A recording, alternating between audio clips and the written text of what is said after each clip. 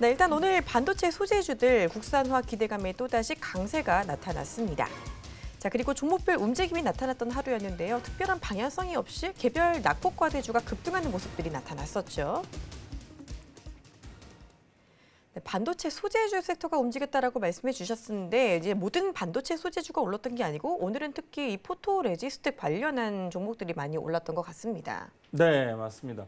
지금 그 일본 반사수혜주들 종목 중에서 지금 확대되다 보니까 관련주들을 자꾸 시장에서 이제 어떤 상승 모멘텀이 없다 보니까 그 모멘텀 찾기에서 관련주들이 하나둘씩 늘어나면서 상당히 확대되는 과정 속에서 수급이 부재하다 보니까 순환매가 빠르게 일어나고 또 종목군들로 좀 개별화되는 그런 움직임들이 나타나고 있죠. 그래서 대부분의 또 그동안 좀 상승을 많이 보여줬던 불매운동 관련 뭐 소비재주들이나 이런 것들은 좀 쉬어가는 반면에 오늘 캠트로거스 같은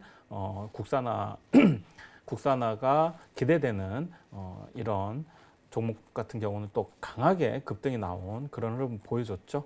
예, 캠트로스 잠깐 말씀드리면 지난주에 제가 이 시간에도 한번 상담을 해드렸던 종목으로 3,650원 부근을 이탈하지 않으면 반등이 이번 주에 제가 나올 수 있다고 말씀드렸었는데 오늘 그 자리를 잘 지켜주면서 이 종목 같은 경우에는 18%, 장중 27%까지 급등을 보여줬었죠. 그래서 상당히 좋은 흐름을 보여주고 있다. 그래서 추가적인 상승도 좀 가능해 보인다라고 볼 수 있겠습니다. 네. 자, 그리고 반도체 소재주도 올랐던 게 캠트로스와 더해서 동진세미캔도 좀 잘 올랐었죠. 이 종목도 한번 볼까요? 동진세미캠도 상당히 최근에 이제 안정적인 흐름을 좀 보여주고 있는데요.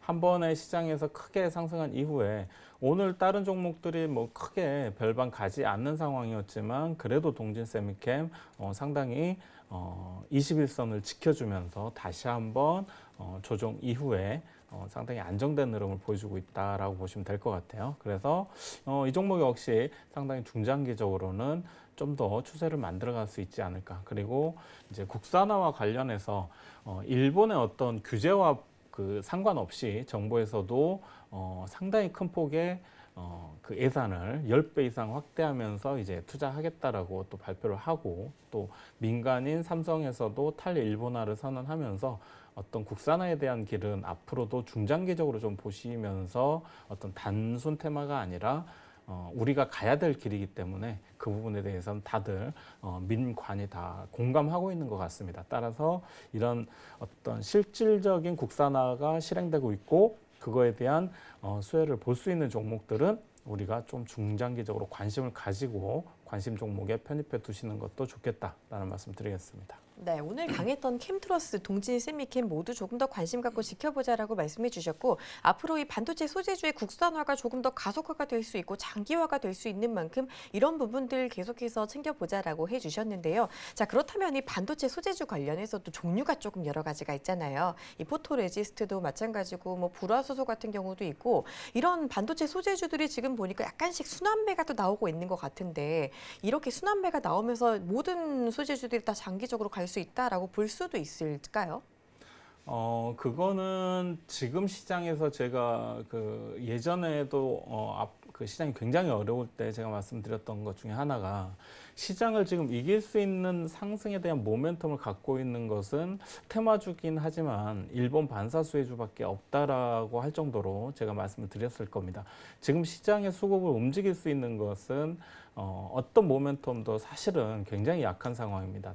하지만은 일본 반사수혜주는 상당히 그래도 단기적이고 빠른 수급들이 움직이고는 있지만 그렇더라도 그 부분만큼은 상당히 시장 대비해서 강한 수급들이 움직이고 있다. 이렇게 보시면 될 것 같아요. 따라서 시장보다는 그래도 좀 더 나은 수익을 줄 수 있는 어떤 테마 섹터가 아니냐라고 저는 말씀드리고 싶고요.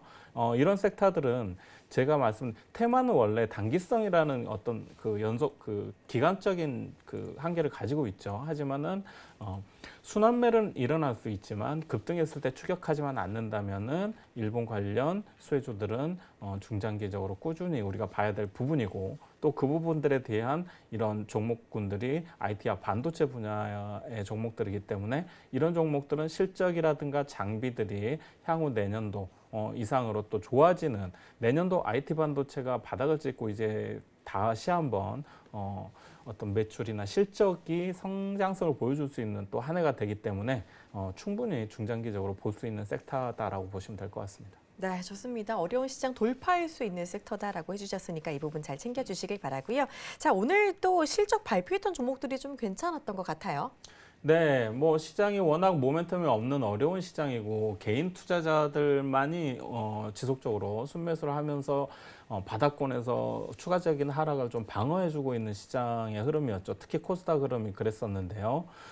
그러다 보니까 소형주 위주로 또는 실적을 발표하는 기업들 중에서 그동안 낙폭이 컸던 종목들이 또 강한 반등을 보여준 좀 그런 하루였다라고 보시면 될 것 같습니다. 네, 그러면 오늘은 어떤 종목들이 좀 눈에 띄었는지 하나씩 살펴보도록 하겠습니다. 필링크 같은 경우가 오늘 상한가에 들어갔는데 이 종목이 이제 실적이 좋아지면서 급하게 오른 것 같아요. 네. 근데 이렇게까지 상한가에 오를 정도의 그런 호실적이었는지. 이제 그렇다기보다는 이제 아까도 말씀드렸듯이 오늘 방향성 없고 추세도 없고 수급도 뭐 지금 어떤 일정하게 움직이는 흐름이 아니라 말 그대로 좀 단기적으로 수급들이 그냥 어떤 조그만 호재에 따라서 작은 소형주 위주로 수급들이 좀 쏠림 현상들이 빠르게 나타나다 보니까 그런 현상들이 좀 있는 것이고요. 필링크 같은 경우도 마찬가지로 그동안 낙폭과대가 좀 컸었죠. 굉장히 주가가 장기간 큰 흐름으로 조정을 받고 있다가 실적이 그래도 서프라이즈하게 분기 실적이 나오면서 흑자전환에 성공하면서 오늘 강하게 좀 상한가에 진입한 경우라고 보시면 될 것 같습니다. 네, 맞습니다. 그리고 상한가 들어갔던 종목이 하나 더 있는데 옵토팩이라는 종목이 또 상한가에 들어갔었어요. 정말 오늘 같은 경우는 개별 종목의 이슈 따라서 많이 움직이는 모습이 나타났던 것 같아요. 네, 맞습니다. 옵토팩도 이제 오늘 그 이미지 센서 관련해서 카메라 모듈 관련해서 샤오미가 국산화에 대한 제품을 채택할 가능성이 좀 높다라는 기대감들이 또 시장에 반영되면서 오늘 강하게 또 상한가에 진입을 한 그런 소형주라고 보시면 될 것 같고요. 삼성에서도 이번에 그 이미지 센서 관련해서 개발한 최신 모델을 샤오미에서도 적극적으로 채택하겠다라는 얘기들이 나오고 있었죠. 그와 관련해서도 또 기대감이 살아나면서 이 종목 상당히 좋은 흐름 보여주고 있는 것 같습니다.